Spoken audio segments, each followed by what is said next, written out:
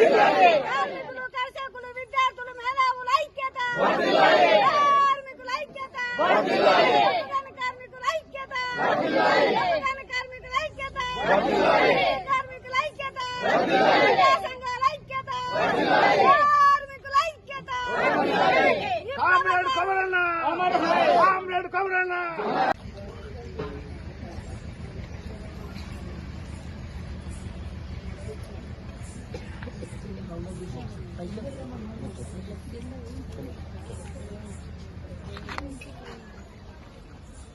Singareni coal belt అమరులకు, coal belt అమరులకు ఆశయాలను అమర వీరులకు, అమర వీరులకు. వర్ధిల్లాలి నూతన ప్రజాస్వామిక విప్లవం, నూతన ప్రజాస్వామిక విప్లవం.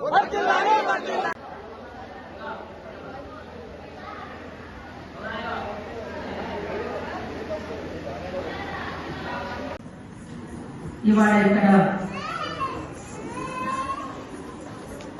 ఈ రోజు జరుపుకుంటున్నటువంటి ఈ కార్యక్రమం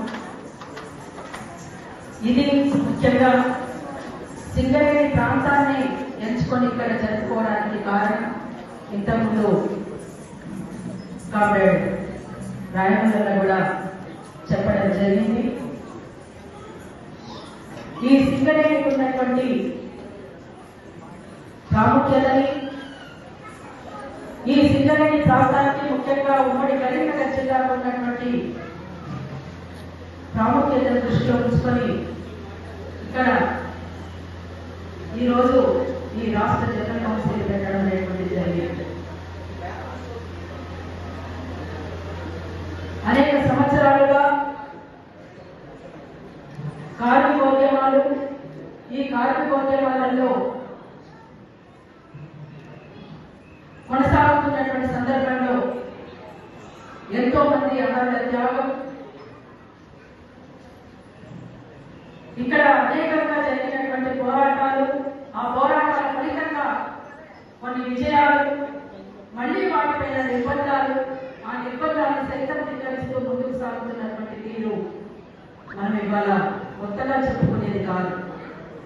ఆనాటి నుంచి ఈనాటి వరకు ఎన్ని పోరాటాలు జరిగాయో,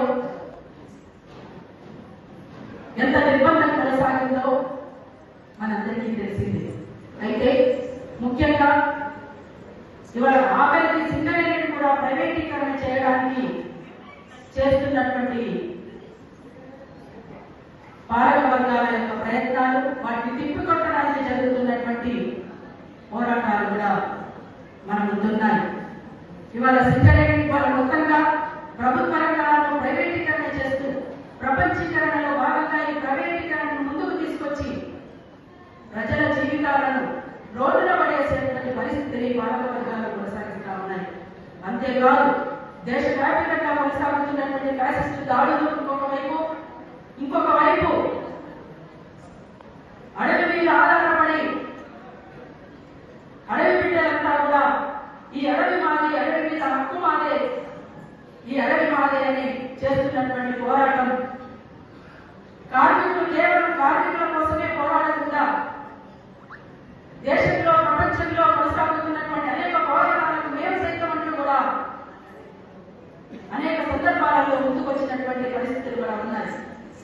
మలిదశ తెలంగాణ ఉద్యమంలో సింగరేణి కార్మికులు చూపినటువంటి తెగువ మామూలుది కాదు.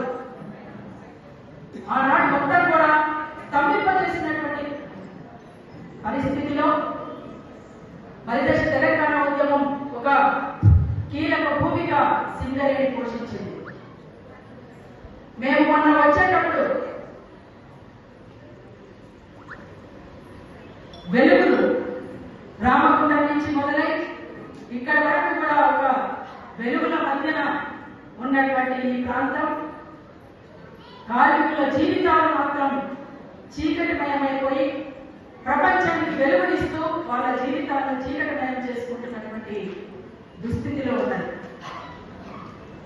ఇవాళ పాలక వర్గాలు చేస్తున్నటువంటి ఈ కుట్రని భగ్నం చేస్తూ కార్మికుల పక్షాన కాకుండా, ప్రజల పక్షాన కాకుండా, ఆదివాసుల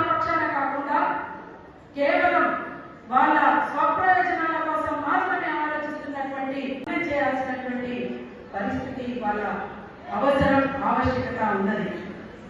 అందుకోసం అన్ని ప్రజా సంఘాలు, అన్ని కార్మిక ఉద్యమాలు, అన్ని కార్మిక సంఘాలు, అన్ని విప్లవ పార్టీలు ఒక తాటి నుంచి రావాల్సినటువంటి అవసరం ఇవాళ ఉన్నది.